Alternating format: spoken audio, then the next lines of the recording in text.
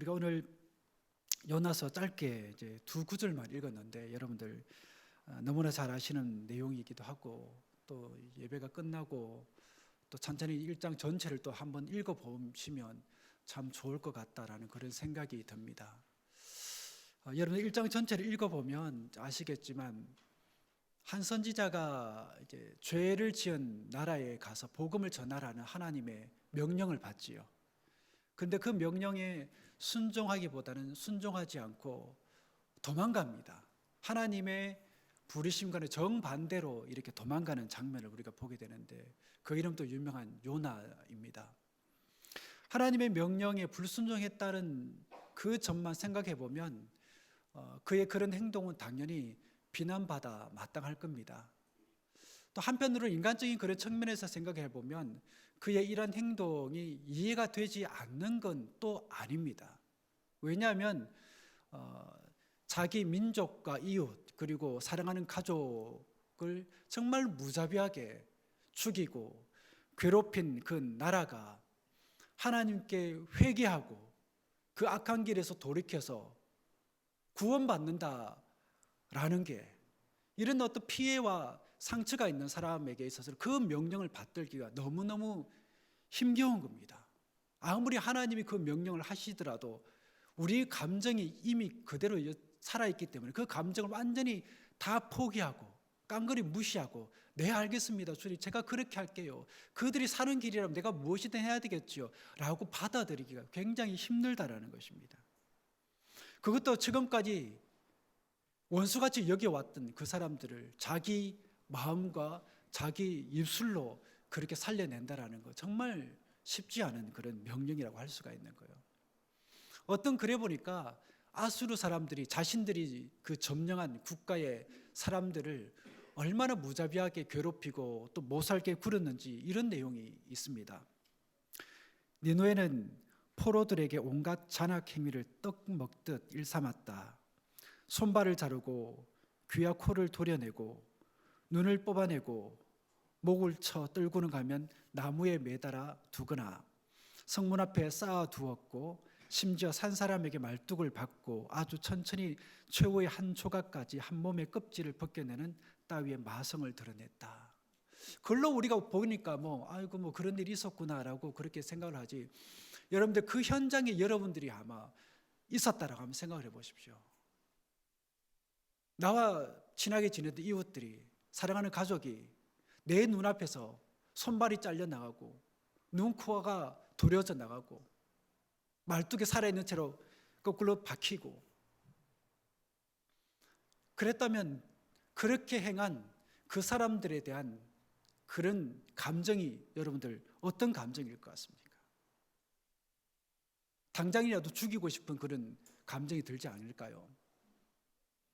이 정도로 무자비하게 그들이 자기 가족과 이웃, 민족을 그렇게 모사기를 굴고 죽이는 장면을 보았으니 하나님의 명령이든 말든 이 아수르 사람들이 다 죽었으면 좋겠다라는 그런 마음을 가지고 있던 이 요나는 하나님의부터 받은 그 사명을 받들기보다는 오히려 정반대 길로 이제 가버렸던 것입니다. 요나는 이렇게 시작합니다. 여호와의 말씀이 아미떼 아들 요나에게 임하니라.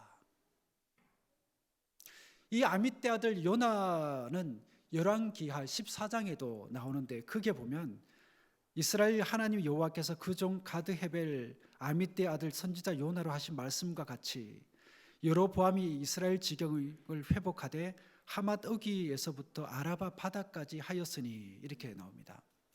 이것을 보면 여러분들 그 요나가 한 그 예언이 굉장히 중요한 예언이었다라는 것을 우리가 알 수가 있습니다. 실제로 그 예언이 또 성취되기도 했고요. 그 예언의 내용이 뭐냐면 이스라엘이 부강해진다라는 겁니다. 지금은 소위 말해서 요 모양 요 꼴이지만 하나님의 예언이 성취되는 그날에는 굉장히 이스라엘이 부강하게 되어질 거다. 실제로 그 예언대로 여로보암 2세가 국력을 회복해서 이 하맛 어기부터 아라바 바다까지 그러니까 사해가 있는 곳까지 그렇게 영토가 확장됩니다. 그 영토가 어느 정도 규모냐면 여러분들 감이 안 오실 텐데 여러분들 이스라엘 역사 가운데 제일 강력했고 가장 큰 영토를 차지했던 왕이 누굽니까? 솔로몬이었죠.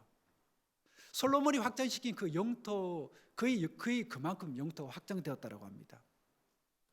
이처럼 하나님이 이스라엘만 부강하게 해주면 너무너무 좋은데, 그리고 자신들이 너무 싫어하고 또 미워하는 아수르는 그냥 소위 말해서 폐기 처분해버리면 너무 좋을 텐데, 그들을 망하게 했으면 너무 좋을 텐데, 하나님은 그렇게 하지 않아요.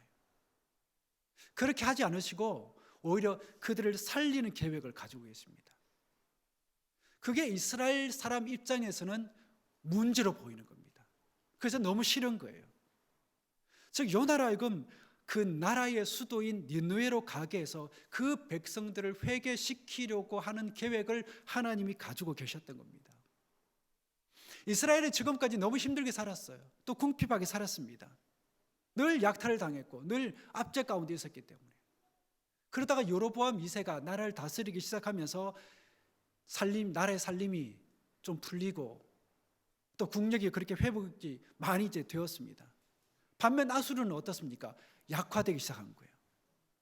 그런데 하나님이 요나를 이 아수르에게 보내가지고 그들을 회개시켜서 다시금 그들의 힘을 키우려고 하고 계신 겁니다. 여기서 우리는 이런 질문을 던져볼 수 있는 거죠. 두 가지 질문이 맞물려서 던질 수 있을 거라 생각합니다. 하나님은 한편으로는 이 이스라엘을 부강하게 하면서도 왜 다른 한편으로는 요나를 아수르에 보내서 그들을 살리려는 걸까? 이스라엘이 이렇게 부강하게 된 것은 그 당시 이스라엘의 그 영적인 타락만 생각을 해보면 하나님이 그들을 너무너무 기뻐하셨기 때문에 그들에게 주신 물질적인 복이 아니라는 것을 우리가 생각해 볼 수 있습니다. 그렇다면 뭘까요? 그 속에 하나님의 숨은 의도가 있다고 우리가 생각해 볼 수가 있는 거죠. 이스라엘의 긴 역사를 들여다보면 이 이스라엘 역사가 곧 끝이 납니다. 곧 끝이 나는 그 역사 끝자락에 하나님께서 이런 물질적인 복을 주셨다는 것은 하나님께서 그들에게 극약 처방을 내리고 있다는 것을 우리가 받아들일 수가 있는 겁니다. 다시 말해서 개인이 죄를 지으면 그게 죄라는 것을 우리가 쉽게 알 수 있지만 집단 전체가 죄를 지으면 그게 죄라는 것을 쉽게 알지 못해요. 왜냐하면 그것이 그 모든 그 시대를 살아가는 사람들의 사고방식이 있고 그 사고방식대로 너나 나나 할 것 없이 모든 사람들이 그렇게 살고 있기 때문에 그게 죄라는 것을 깨닫기가 너무 어려운 거예요. 예를 들어서 개인이 어떤 사람을 죽였다. 그 죽이는 것을 어떤 사람이 봤어요.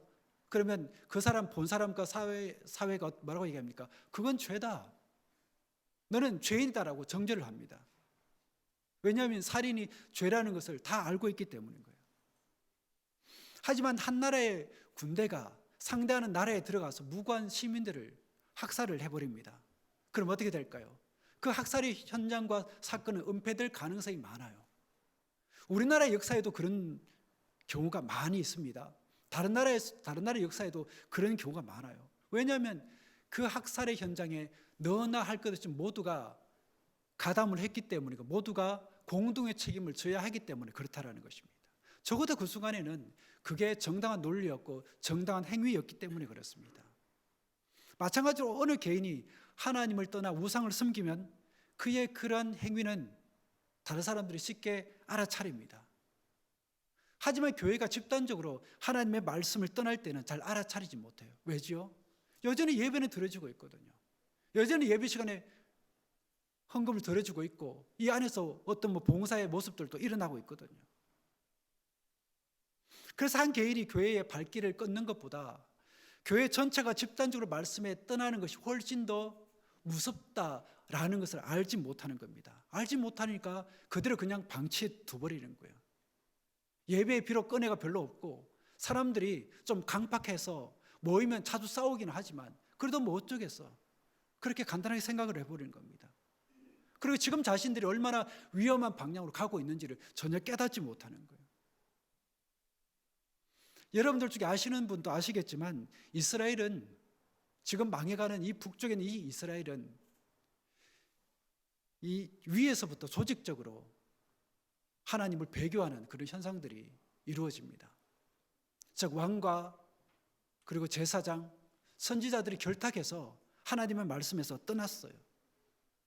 그러니까 백성 한 사람 한 사람이 하나님을 배교하면서도 배교하는 줄 몰랐고 죄를 지으면서도 그게 죄인 줄도 몰랐던 겁니다. 왜냐하면 모든 사람들이 다 그렇게 종교 생활을 하니까 그게 맞는 줄 알고 그냥 그렇게 그냥 넘어가는 겁니다.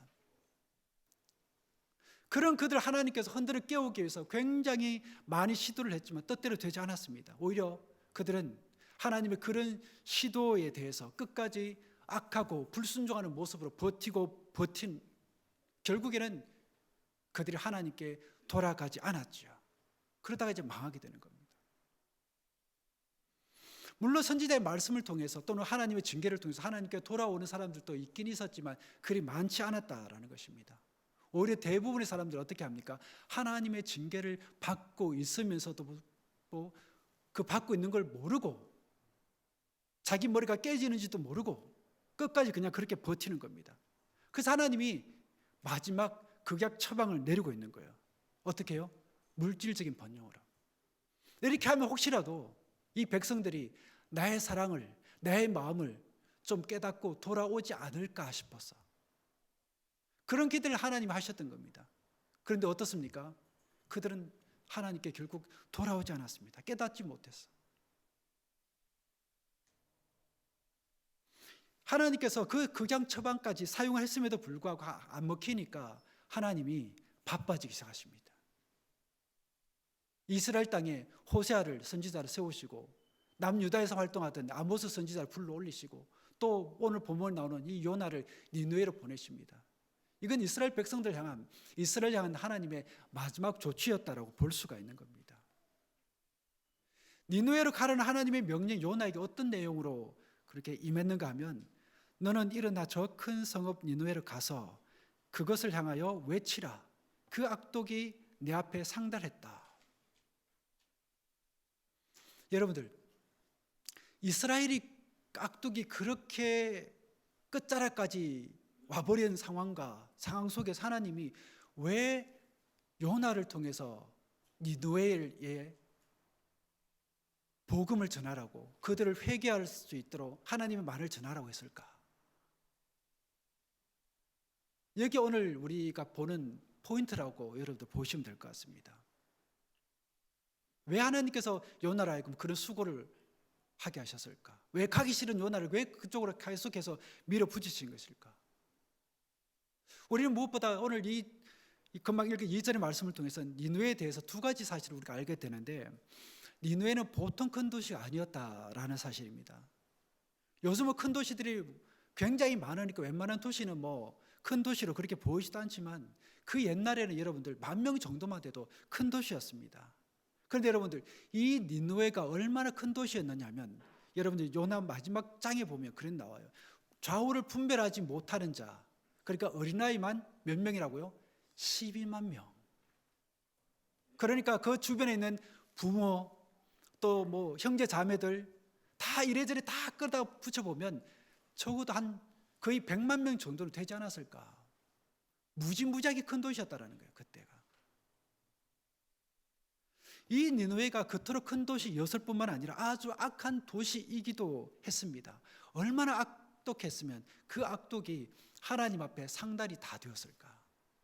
하나님 앞에 상달되었다라는 것은 히브리인들이 사용하는 그런 독특한 표현인데 이 속에 어떤 의미가 있느냐면 이제는 더 이상 봐주고 싶어도 봐줄 수 없을 정도의 상태가 되었다라는 겁니다. 끝까지 가버렸다라는 겁니다. 끝까지. 여러분들 못에 물이 막 차고 하다가 끝까지 찰랑찰랑한 곧 터질 것 같은 그런 상황 말이죠. 그리고 하나님이 보시기에 그리고 사람들이 보기에 도저히 참을 수 없을 만큼 그 땅 가운데 죄가 쌓이고 쌓였다라는 것입니다. 그렇다면 하나님이 막말로 그냥 멸망시키면 될 것을 왜 굳이 가기도 싫어하는 요나를 그곳에 보내서 그 사람들의 죄를 회개하게 하신 걸까? 그건 바로 그들을 멸망시키고자 하는 게 하나님의 마음이 아니었다라는 것입니다. 여러분 일단 하나님의 말씀이 귀에 들리기 시작하는 사람은 망하지 않습니다. 믿습니까? 그래서 여러분들 믿음은 들음에서 낳는 거라고 얘기를 하잖아요. 오히려 그 반대로 일이 너무 잘 돼가지고 말씀을 들을 시간이 없는 사람은 망하는 겁니다. 그런 차원에서 우리가 생각을 해볼 때에 하는 일이 너무 잘 돼서 주의를 지키지 못하게 만들고 또 신앙생활을 제대로 하지 못하게 만드는 물질적인 복은 결코 복이라고 할 수가 없는 겁니다. 반대로 하는 일이 잘 안 돼서 그게 너무 답답하고 힘들어서 하나님께 위로받고자 예배에 나오고 기도를 하게 만드는 그 삶의 역경과 시련이 오히려 더 복이라고 할 수가 있는 거죠. 그렇기 때문에 우리가 예배 시간에 나와 앉아 있으면서도 예배에 우리가 집중하지 못하거나 예배에 우리가 마음을 쏟지 못하며 또 설교를 들어도 한마디도 설교에 귀가 들어오지 않는 그 사람의 영혼은 그때부터 시들어가기 시작하는 겁니다. 망하기 시작하는 거예요. 마치 이스라엘 백성들이 망해가는 그 징조를 보면 어떻습니까? 하나님과 상관없이 그렇게 가죠. 결국 하나님과 상관없이 갔다라는 것은 하나님의 말씀을 그들이 멀리했다라는 겁니다. 하나님이 선지자를 통해서 얼마나 그들에게 부지런히 말씀을 주셨습니까? 돌아오라, 돌아오라. 그런데 불구하고 그들은 하나님의 말씀을 저 멀리했습니다. 그 말씀을 마음으로 받아들이지 않았을 때 그들의 영과 삶 그리고 나라는 결국에는 망하고 말았던 거죠. 이처럼 하나님이 어떤 나라나 사람을 멸망시키기로 작정하시면 그 무엇보다도 무엇을 먼저 거두고 가실까요? 말씀을 먼저 거두고 가십니다. 어찌되었든 요나는 니느웨로 가라는 하나님의 명령이 도저히 이해가 안 됐어요. 이해할 수가 없었습니다. 왜냐하면 이스라엘 민족들을 그렇게 무자비하게 괴롭히고 죽인 그런 사람들을 살리겠다는 게 이해가 되지 않았던 것이고 그런 다음 무엇을 하겠다는 것인지도 이해가 되지 않았다는 것입니다. 단순히 그들을 살리는 게 하나님의 목적이었다면 그게 하나님의 뜻이라면 자신은 그 뜻을 이해할 수 없을 뿐만 아니라 그 뜻에 동의하지도 못하겠다는 것입니다. 여러분 생각은 어떻습니까? 하나님의 말씀이니까 내가 그 뜻에 순종해야지. 무슨 일이 있더라도 나의 상황과 나의 감정과는 상관없이 하나님의 뜻이니까 내가 순종해야지 하고 그 사명을 덥석 여러분들 받아들이겠습니까? 아마 그럴 수 있다라고 말할 수 있는 사람은 아무도 없을 거예요. 저도 그랬을 것 같습니다. 내 가족들이, 내 이웃이, 내 민족이 그토록 고난을 겪었는데 그들 때문에 우리가 이 나라가 소위 말해 이 모양 이 꼴이 되어버리고 절망 가운데 빠졌는데 내가 어떻게 그들을 살리겠다고 그들에게 발품을 팔아서 복음을 전할 수 있겠습니까? 너무너무 힘든 사명인 거예요. 그렇다면 하나님의 뜻은, 하나님의 더 깊은 목적은 무엇이었을까요? 하나님의 마음은 이런 마음이었을 겁니다. 아까도 말씀드렸죠. 이스라엘이 끝 갈 때까지 갔다고. 내가 너희에게 부지런히 선지자들을 보내지 않았느냐? 그럼에도 불구하고 너희는 내게 회개하지 않았다. 내게 돌아오지 않았다. 이제 니느웨가 어떻게 되는지 한번 볼래? 그 땅 가운데 가서 요나가 전하는 그 말을 통해서 그들이 회개하는 것을 보면 너희 심령이 얼마나 악한지를, 너희 백성들이 얼마나 악한 민족인지를 너희가 알게 될 것이다라는 것입니다. 니느웨를 통해서 하나님이 이스라엘 백성들을 깨우치고 돌아오기를 바라는 거예요. 보고 깨달으라는 겁니다. 와, 저 인간들은 우리보다 더 악한 놈들인데 어떻게 저들이 하나님의 복음을 받아들일 수 있지? 어떻게 살 수 있지? 그걸 보고 하나님을 보라는 얘기입니다.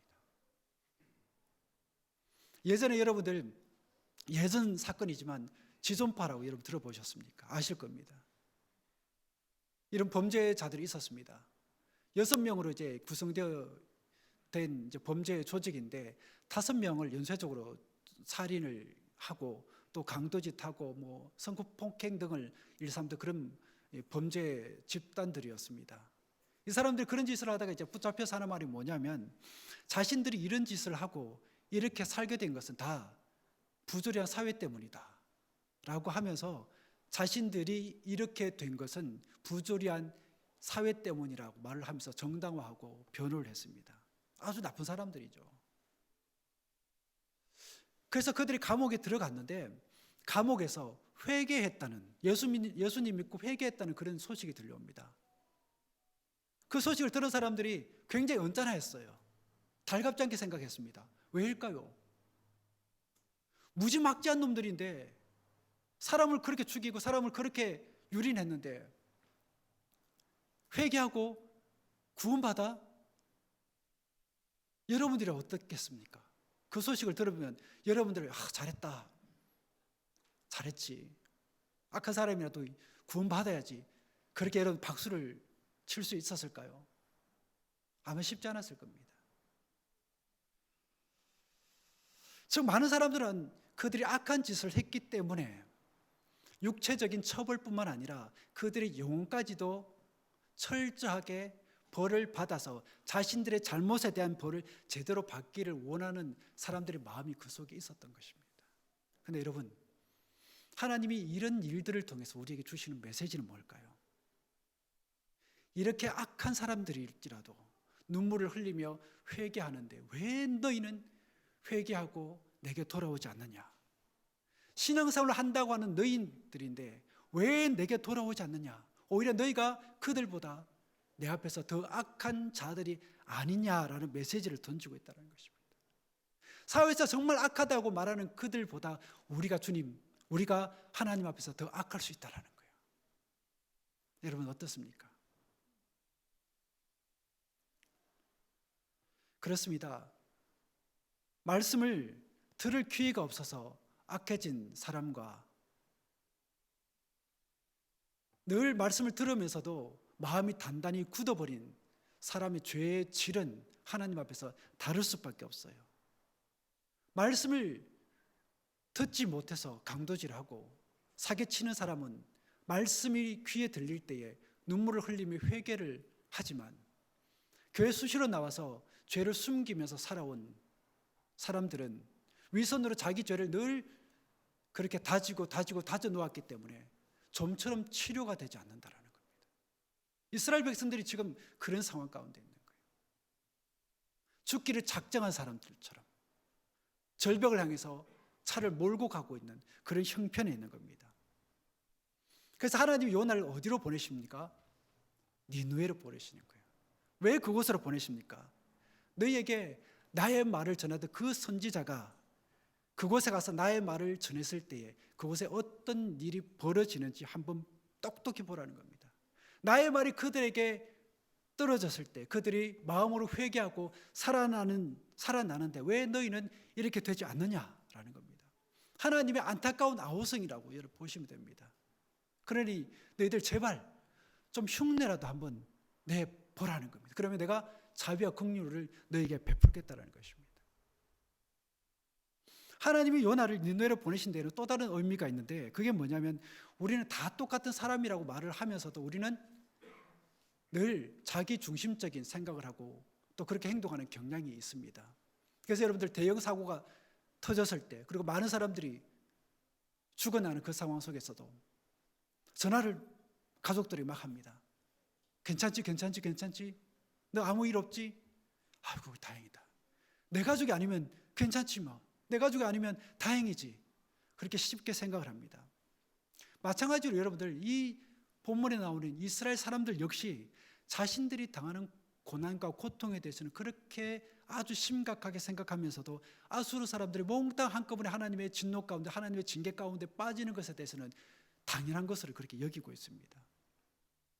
여러분들도 기억하실 겁니다. 여러분들 어릴 때부터 우리가 한국에서 뭘 하고 자주 놀았습니까?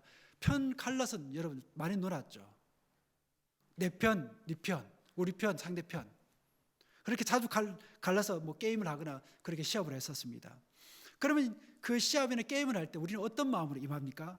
우리 편은 다 끝까지 살아남아야지만 상대편은 다 죽어야 돼. 그러니까 게임하면 어떻게든 우리 편은 다 살아남아야지만 상대편은 많이 죽어도 괜찮아 라는 그런 어떤 사고방식 우리 머릿속에 자리 잡고 있다는 것입니다. 하지만 오늘 성경 우리에게 보여주시는 하나님의 마음은 그런 마음을 가진 분이 아니라는 것을 우리에게 보여줍니다. 자기 중심적인 그런 사고방식을 가지고 있는 우리와는 다르다는 것입니다. 즉 하나님께는 소중하지 않는 영혼은 아무도 없다라는 것입니다.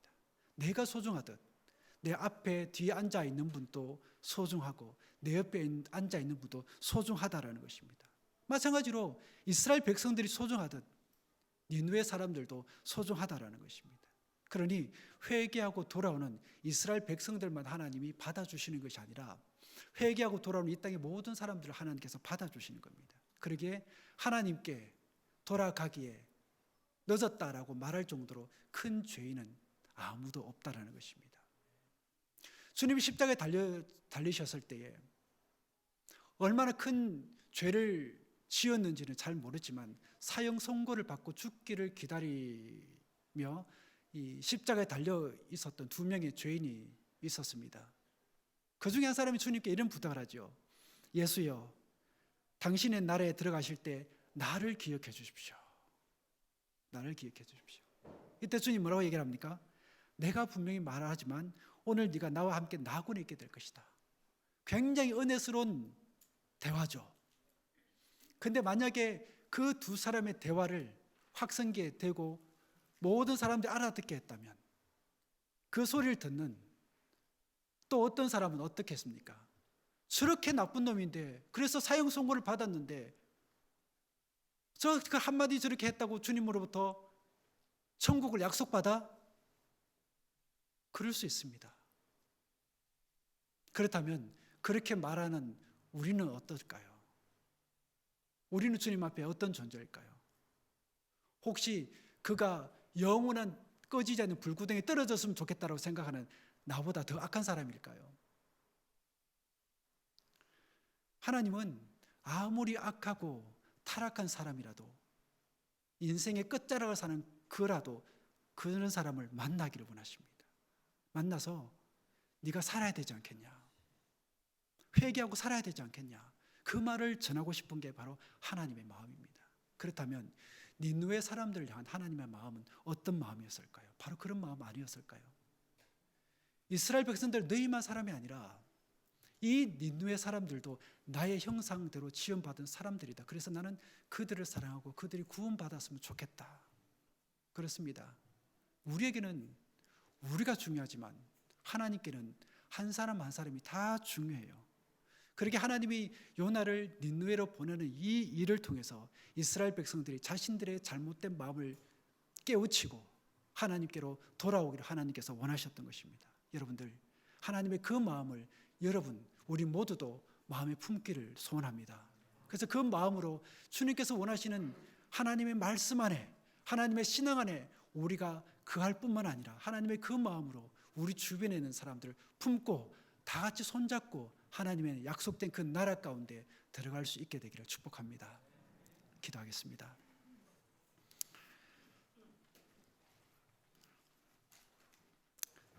이스라엘 백성들이 그렇게도 시도하던 사람들을 회개시켜 가면서까지 곁길로 빠져버린 그들을 돌이키고자 했던 하나님의 마음을 우리가 깨닫기를 원합니다. 그 마음이 또한 우리를 향한 하나님의 마음인 줄 믿습니다. 그러기에 그 마음으로 돌아가 살아나고 회복하는 우리가 되기를 원합니다. 또한 그 마음을 알았으니 주변 사람들을 품을 수 있는 우리가 되기를 원합니다. 그러한 과정 속에 살아계시고 또 회복케 하시는 또 치료하시는 하나님을 경험하게 하여 주옵소서. 예수 그리스도 이름으로 기도드립니다. 아멘.